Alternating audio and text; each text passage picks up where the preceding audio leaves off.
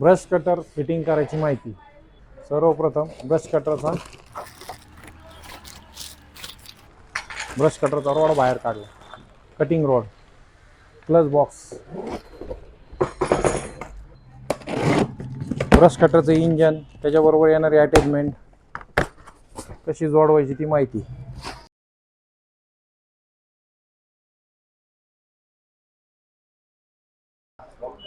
KP brush कटरमध्ये दोन attachment येतात, एक क्लच हाऊसिंग रॉड येतो, एक इंजन असेंबली, एक पूर्ण नट बोल्ट आणि टूल किट, कटिंगचं ब्लेड, वायर रोप, व्हील, कटिंगसाठी 3 पाती ब्लेड व 80 दाती ब्लेड याच्यासोबत येतं। 2 हँडल येतात, कटिंग गार्ड येतं, कटिंग गार्ड अंगावर येऊन गार्ड त्याच्यासोबत येतं, आणि घास गवत काढण्यासाठी उपयुक्त असे गार्ड पण येतं त्याच्यासोबत। एवढं इत्यादी त्याच्यासोबत येतं। ब्रश कटर जोडण्याची सर्वप्रथम माहिती।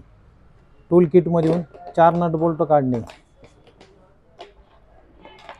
त्याच्यासोबत इंजनसोबत एक 5 mm ची एलंकी आणि एक 4 mm ची एलंकी आहे, ती सर्वप्रथम जोडणे। इंजन आडवं करणे, हे 4 नट बोल्ट आहेत 5 mm चे, ते जोडणे।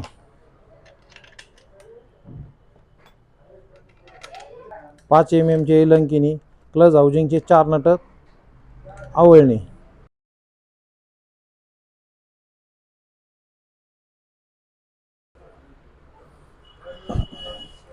4 नट आवळल्यानंतर पुन्हा एलंकीने टाईट करून खात्री करून घेणे की नट टाईट आहेत का, आवळून झाले आहेत का।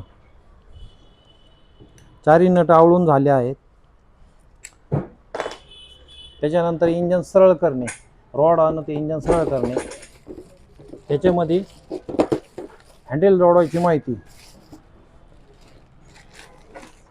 रोटर हँडल व एक handle, right left handle, 2 handle जोडवायची माहिती। 4 mm ची एलंकी घेणे, हे 4ही नट लूज करणे।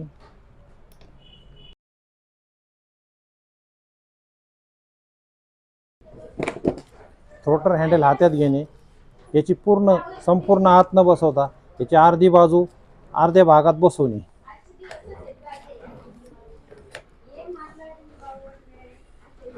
हे खात्री करून घेणे की हे हँडल अर्ध्यापर्यंत आलंय का, खात्री करून घेणे। दुसरं लेफ्ट याचं एक हँडल त्याच्यामध्ये ठेवणे।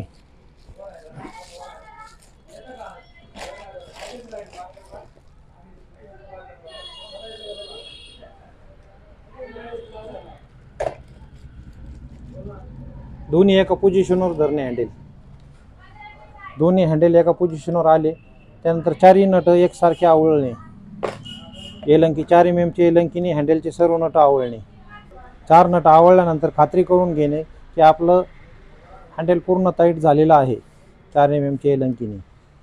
हे झाले हँडलची फिटिंग। केबल आणि स्टॉप बटनचे वायरी अलाइनमेंट करायची पद्धत। इंजनचा केबल बसवताना पुश करताना हा फिल्टर सेटचा जो नट आहे, 2 कान आहेत, हे असे दाबणे, पुश केल्यानंतर कवर निघला जातो।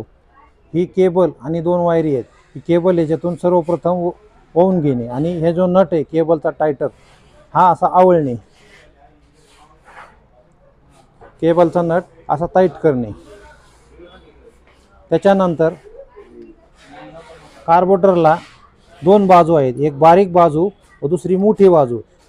जी मोठी बाजू आहे गुंडीवाली, ते केबलच्या पुढच्या बाजूला घेणे। त्याच्यानंतर हे असं आल्यानंतर पुढे आल्यानंतर केबल खाली टाकणे व त्याच्यात अलाइनमेंट करणे। त्याच्यामध्ये अलाइनमेंट करणे। अलाइनमेंट झाल्यानंतर थ्रोटल लिव्हर देऊन खात्री करायची की केबल आपली अलाइनमेंट झाली। त्यानंतर 10 नंबरच्या स्पॅनरनी हा नट आवळून घेणे। 10 नंबरच्या पाण्याने हा नट केबल ॲडजस्ट झाल्यानंतर टायटर ॲडजस्ट करून घेणे। याची खात्री करायची की केबल निघली नाही पाहिजे। थ्रोटल लिव्हर पुश करून बघणे की केबल बरोबर अलाइन झाली का, टायटर आवळून घेणे।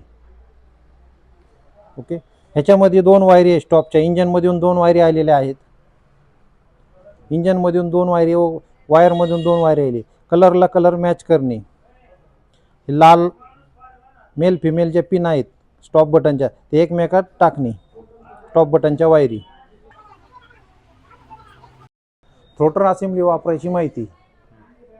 जोपर्यंत आपण हा क्लच ऑपरेट करत नाही तोपर्यंत आपला लिव्हर ऑपरेट होणार नाही. त्यासाठी सर्वप्रथम क्लच दाबणे, मग थ्रोटल लिव्हर देणे. ओके. हे ऑन ऑफचं बटन आहे. वरती केल्यानंतर इंजन बंद होते, खाली केल्यानंतर खाली घेतल्यावर बटन चालू, इंजन सुरू होते. ओके. त्यानंतर कवर लावून घेणे, फिल्टर सेटचा कवर लावून घेणे. इंजन फिटिंग झाल्यानंतर सेफ्टी गार्ड बसवण्याची माहिती. सेफ्टी गार्डला 5 mm चे 2 नट आहे. 5 mm चे सोबत त्याच्यासोबत एलंकी आलेले आहे.